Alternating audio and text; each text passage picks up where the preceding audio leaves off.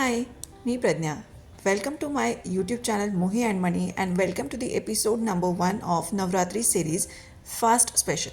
या सिरीजमध्ये आपण करणार आहोत वेगळे वेगळे उपवासाचे पदार्थ.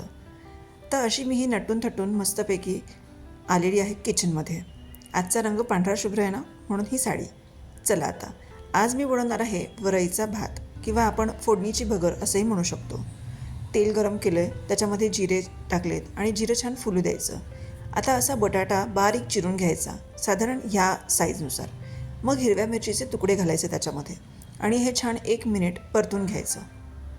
बटाटा शिजवायची गरज नाही आहे, फक्त थोडंसं परतून घ्यायचं तेलामध्ये. तुम्ही तेलाऐवजी तूपही वापरू शकता. मिनिटभर हे परतून झालं की यामध्ये स्वच्छ धुतलेली 2 ते 3 वेळेस पाण्याने स्वच्छ धुवा ही आपण भगर किंवा वरई याच्यामध्ये घातली आहे. आणि आता याच्यात मी भाजलेल्या शेंगदाण्याचं कूट घालते आहे 2 चमचे. थोडंसं मीठ चवीपुरतं. तुम्ही जर सैंधव मीठ खात असाल तर तुम्ही ते वापरा. उपवासाला तुम्ही काय काय खाता मला नक्की सांगा. आता थोडंसं मी याला मिक्स करून घेतलं तेलामध्ये आणि आता ज्या भांड्यामध्ये आपण वरई धुतली होती त्यातच पाणी घालायचं आणि ते विसळून मस्तपैकी याच्यामध्ये टाकायचं. झाली आपली फोडणीची भगर तयार. एक उकळी येऊ द्यायची आणि छानपैकी झाकण लावून याला शिजू द्यायचं. एक 10 मिनटं लागतात फार फार. आणि हे बघा, आपली फोडणीची भगर किंवा वरईचा भात छान मऊसूत आणि अगदी मोकळा शिजून तयार आहे. इतकी सोपी रेसिपी आहे ही.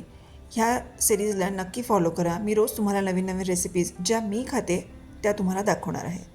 चला आता प्लेटिंग करूयात. खूप भूक लागली आहे, पण मला स्वतःला रंगीबेरंगी आणि असं छान वाढलेलं ताट जेवायला खूप आवडतं. मी नेहमी हे करते. सो वरईचा भात घेतलेला आहे आणि थोडंसं कुरुम हवं म्हणून मी तळलेले शेंगदाणे आणि थोडासा उपवासाचा बटाट्याचा चिवडा घेतला आहे. जेवताना सोबतीला काहीतरी गोड हवंच म्हणून आम्रखंड देखील मागवले बरं का, ब्लिंकिटवरून.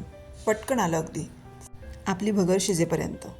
सो अशा प्रकारे मी ह्या सगळ्या गोष्टी माझ्या ताटात वाढून घेतल्यात आणि आता छानपैकी फराळाची रंगीबेरंगी प्लेट माझी तयार आहे.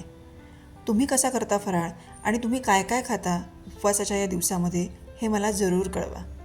इकडे आमचे कॅमेरामन जरा जास्तच हल्ली आहे, पण तरी एक फुटेज हवंच होतं मला हे.